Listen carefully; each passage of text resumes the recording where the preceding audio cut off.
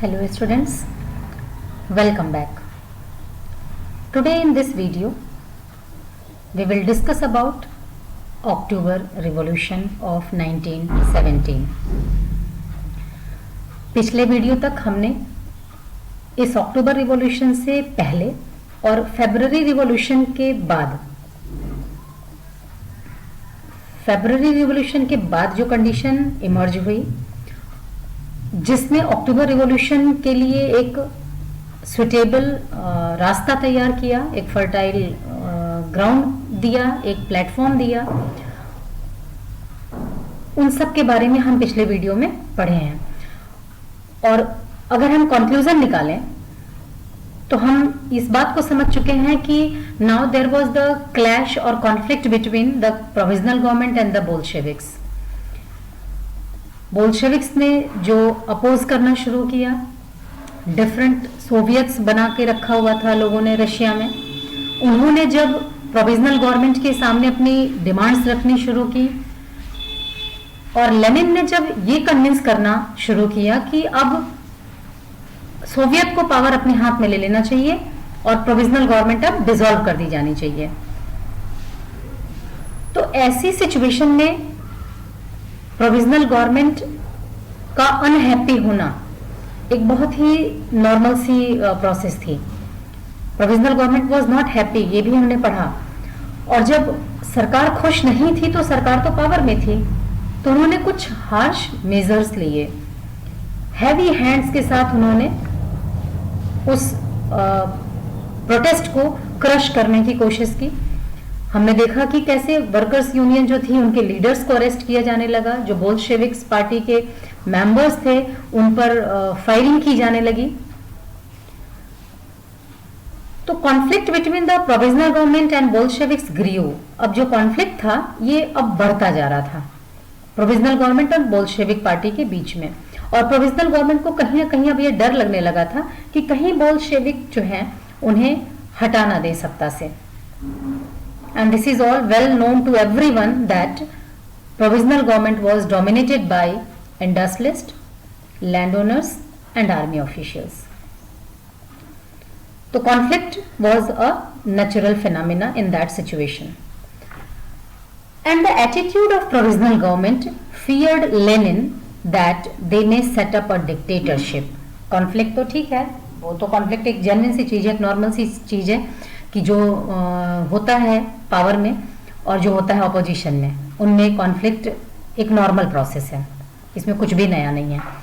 यहाँ पर जो दिक्कत वाली बात थी वो ये एटीट्यूड क्या था प्रोविजनल गवर्नमेंट का, प्रोविजनल गवर्नमेंट किस सोच के साथ शासन कर रही थी।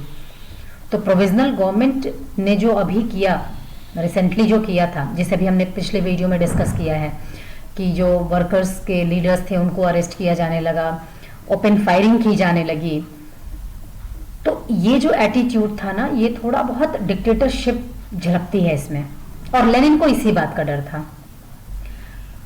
This attitude of provisional government feared Lenin that they may set up a dictatorship. Lenin को भी इस बात का डर लगने लगा था कि चलो अच्छा है कि हमने मोनार्की को अबॉलिश कर दिया, हमने इन द सेंस की प्रोविजनल गवर्नमेंट ने नो डाउट बहुत बड़ा कंट्रीब्यूशन दिया, प्रोविजनल गवर्नमेंट ने बहुत सफल प्रयास किया मोनार्की को अबॉलिश करने में, लेकिन अब जो प्रोविजनल गवर्नमेंट का एटीट्यूड था, उनका जो शासन करने का तरीका था कि अगर कोई हमारा विरोध करता है तो हम उसे हैवी हैंड से सप्रेस कर दें, ये कहीं ना कहीं लेनिन को इस बात का डर लग रहा था इस कंडीशन से कि ये प्रोविजनल गवर्नमेंट डिक्टेटरशिप ना एस्टैब्लिश कर ले, अपने बीच में से ही किसी एक को डिक्टेटर बना करके और फिर उन्हें ये सपोर्ट करने लगे।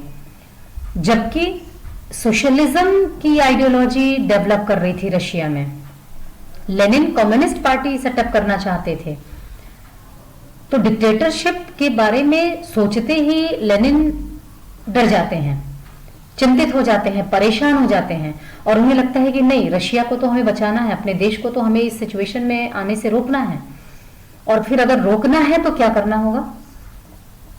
तो लेनिन ने प्लान किया, सीक्रेट वे में प्लान किया। सीक्रेट वे में इसलिए क्योंकि जब आर्मी को ऑर्डर दे दिया प्रोविजनल गवर्नमेंट ने ओपन फायरिंग की, तो जितने कुछ बोल्शेविक्स लीडर थे, मैंने पिछली वीडियो में भी बताया था कि उनके पास यही रास्ता था कि वो खुद को हाइड करके रखें या फिर उस जगह को छोड़ दें, फ्ली कर दें।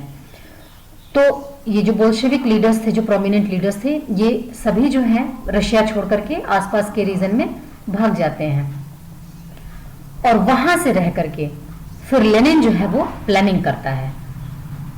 कभी छुप करके रशिया में लेनिन का आना भी होता है और जैसे सिचुएशन में समझ में आती है उस हिसाब से वो फिर अपने आप को हाइड भी कर लेते हैं।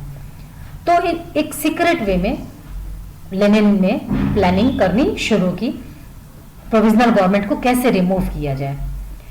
With Bolshevik supporters in army, आपको याद होगा मैंने बताया था आपको कि प्रोविजनल गवर्नमेंट ने सोवियत बनाने की जब से परमिशन दे रखी थी तब से हर ग्रुप, हर सेक्शन ऑफ सोसाइटी अपनी सोवियत बना रहा था, अपना एक काउंसिल बना रहा था।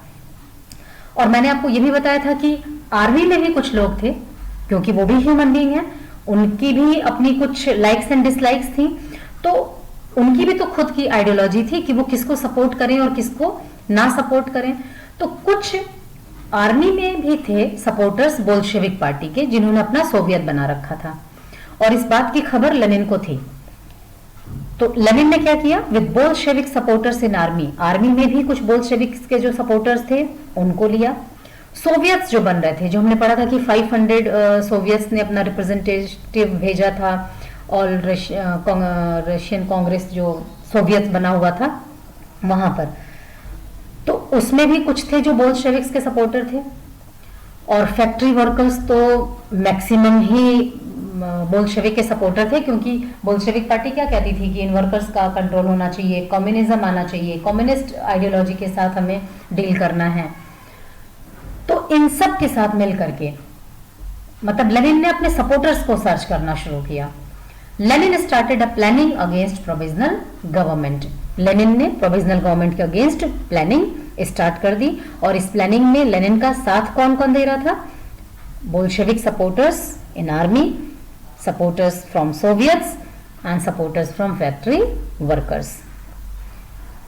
Now Lenin persuaded the Petrograd Soviet and Bolshevik party to agree to a socialist seizure of power, मतलब सोशलिस्ट रिवॉल्यूशन के लिए लेनिन ने परस्यू करना शुरू किया, मनाना शुरू किया, सबको राजी करना शुरू किया। किसको राजी करना शुरू किया, पेट्रोग्रेड सोवियत को। अब आप थोड़ा सा यहाँ पर कंफ्यूज हो सकते हो कि ये जो प्रोविजनल गवर्नमेंट है वो पेट्रोग्रेड सोवियत ने ही तो बनाई है, तो फिर वो लेनिन का साथ क्यों देंगे। तो इस बात को यहाँ क्लियर कर लेते हैं। नो डाउट पेट्रोग्रेड सोवियत ही आगे चल करके प्रोविजनल गवर्नमेंट को बनाता है, लेकिन हमें ये भी तो पता है कि provisional government was dominated by land owners, army man and industrialist. सारे के सारे जो पेट्रोग्रेड सोवियत के मेंबर्स थे सभी तो गवर्नमेंट का हिस्सा नहीं बन गए थे ना, उसमें से कुछ तो ऐसे थे। सपोर्ट इन्होंने किया था, नो डाउट सपोर्ट इसलिए किया था क्योंकि इन सभी ने मिलकर के मोनार्की के खिलाफ आवाज उठाई थी। लेकिन इस पेट्रोग्रेड सोवियत में भी तो वर्कर्स थे, सोशलिस्ट थे, सोशल रिवोल्यूशनरीज थे, उनका क्या, वो तो इंडस्ट्रियलिस्ट के फेवर में कभी नहीं जाएंगे। तो जो पेट्रोग्रेड सोवियत के वो लोग जो अब प्रोविजनल गवर्नमेंट के डिक्टेटरशिप रवैये से खुश नहीं थे, लेनिन ने उनको भी मनाया कि देखिए आपने इतना त्याग किया, ये राजा को हटाने में इतनी अपनी कोशिश की, इतना अच्छा कंट्रीब्यूशन दिया, लेकिन क्या कर रहा है ये प्रोविजनल गवर्नमेंट, क्या कर रहा है। सिचुएशन देख करके तो सिर्फ यही बात समझ में आ रही है ना कि राजा हटा, दूसरा डिक्टेटर आ गया है, वो हम प्रोटेस्ट कर रहे हैं तो हमारे पर ओपन फायरिंग करा दे रहा है। तो इन सारी बातों को देकर के उसने, लेनिन ने क्या किया, पेट्रोग्रेड सोवियत को राजी किया। और मैंने बताया था कि बोल्शेविक पार्टी के भी कुछ मेंबर्स थे जो अभी रिवॉल्यूशन नहीं चाहते थे, उनका मानना था कि अभी हमको प्रोविजनल गवर्नमेंट को ही सपोर्ट करना चाहिए। तो उनको भी लेनिन ने कन्विंस किया कि कब हम करेंगे प्रोटेस्ट, जब डिक्टेटरशिप एस्टैब्लिश हो जाएगी तब, क्या हमें इंतजार करना चाहिए एक और मिसगवर्नेंस का अपने देश में। तो ऑब्वियस है कि नेशनलिज्म की फीलिंग है, अपने देशभक्ति है, तो हम ऐसा क्यों चाहेंगे। तो Lenin persuaded the Petrograd Soviet and Bolshevik party to agree to a socialist seizure of power। Lenin ने उनको मनाना शुरू किया और कहा कि हमें एक सोशलिस्ट रिवॉल्यूशन चाहिए ही चाहिए, और अगर हम रिवॉल्यूशन नहीं कर पाते हैं तो वो दिन दूर नहीं है जब प्रोविजनल गवर्नमेंट एक डिक्टेटरशिप को इस्टेब्लिश कर देगा रशिया में, और फिर मोनार्की को अबॉलिश करने का कोई भी फायदा नहीं होगा, क्योंकि मोर और less the way of governance will remain same. और क्या किया? Appointment of military revolutionary committee. मैंने बताया था आपको कि मिलिट्री में भी कुछ लोग अपना सोवियत बना रहे थे, कुछ सपोर्टर्स थे जो बोल्शेविक पार्टी को सपोर्ट करते थे। उन्हीं में से एक थे ये लियोन ट्रॉट्स्की। ये रशिया के अंदर ही थे। लेनिन रशिया से बाहर रह करके प्लानिंग कर रहा था, कभी रशिया में आता भी था, कभी फिर अपने आप को हाइड कर लेता था, अपने को सुरक्षित रखता था। लेकिन ये जो पर्सन है लियोन ट्रॉट्स्की, ये रशिया में ही थे, और इनके अंडर में अपॉइंटमेंट होती है एक कमेटी की। क्या नाम है उस कमेटी का? Military revolutionary committee.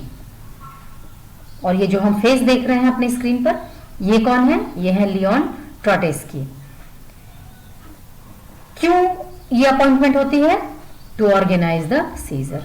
कैसे हम तख्ता पलट करें, कैसे हम प्रोविजनल गवर्नमेंट को हटाएं, और उसके लिए क्या जरूरत होगी हमको? सेना की। अगर सेना हमारे कब्जे में है, सेना अगर हमारा साथ दे रही है, आप याद करिए जार निकोलस सेकंड के केस में, जब प्रोटेस्टेंट्स आए और राजा ने ऑर्डर प्लेस किया कैवलरी को to attack on the protesters, तो क्या किया कैवलरी ने? क्या किया? रिफ्यूज कर दिया। और जब रिफ्यूज कर दिया तो मिलिट्री कमांडर जो थे उन्होंने भी राजा को यही सजेशन दिया कि बेटर है कि आप खुद से पावर को गिव अप कर दो, बजाय इसके कि ये आपको जबरदस्ती हटाएं। तो यहां पर भी लेनिन की यही प्लानिंग थी कि एक मिलिट्री रिवॉल्यूशनरी कमेटी बनाई जाए, और उसकी मदद से फिर हम क्या करेंगे? अपना प्रोविजनल गवर्नमेंट को रिमूव करने के जो प्लानिंग है उसे हम एग्जीक्यूट करेंगे। The date of uprising was kept a secret. ये सारी चीजें हो रही थी, लेनिन ये सारी प्लानिंग कर रहा था, लेकिन सिर्फ स्टेप बाय स्टेप चीजें रिवेल हो रही थी। स्टेप बाय स्टेप जो रिवॉल्यूशनरीज थे, जो उनके सपोर्टर्स थे, उनको चीजों के बारे में इन्फॉर्म किया जा रहा था, और डेट जो है अब तक भी सीक्रेट रखी गई थी कि किस दिन ये अपराइजिंग होनी है। This was all about background about the October revolution. क्या चल रहा है, कैसे चल रहा है, व्हाट हैपन टू नेक्स्ट, आगे क्या होता है, ये सीक्रेट प्लानिंग कब रिवेल होती है, कब एक्सपोज होती है, और ये अपराइजिंग का डेट क्या है। About all these we will discuss in our next video. Thank you.